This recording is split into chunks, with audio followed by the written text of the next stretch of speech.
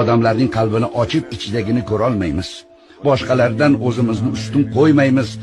Aniq hujjat dalilsiz birovni ayblamaymiz. Alloh hech birimizni xatolardan xoli qilmagan. Yaxshi niyat bilan ham xato qilishimiz mumkin. Birov haqni gapirsa ham botilni xohlashi mumkin. Aytgan odamdan shubhalanganimiz uchun haqni inkor etmasligimiz darkor. Biz haqqa haqliroqmiz.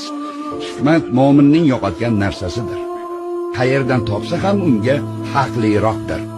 Yodingizda bo'lsin, odamlar Rasulullohning sahobalarini aybi nuqsonsiz deb xato fikrlashlari mumkin yoki sahobalarga keragidan ortiq baho berishlari mumkin.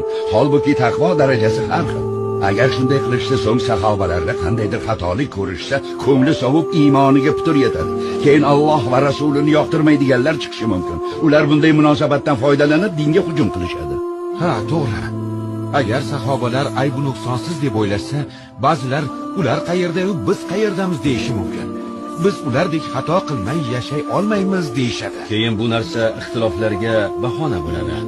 Lekin odamlar to'g'ri fikrlashsa, sahobalar ham oddiy xatokor odam ekanini eslashsa, Alloh xato-yu gunohlarni kechirishidan umidvor bo'lishadi. Shunda odamlar sahobalarning birdamligiga taqlid qilishadi. Sahobalardagi ixtilofni uzrli deb bilishadi.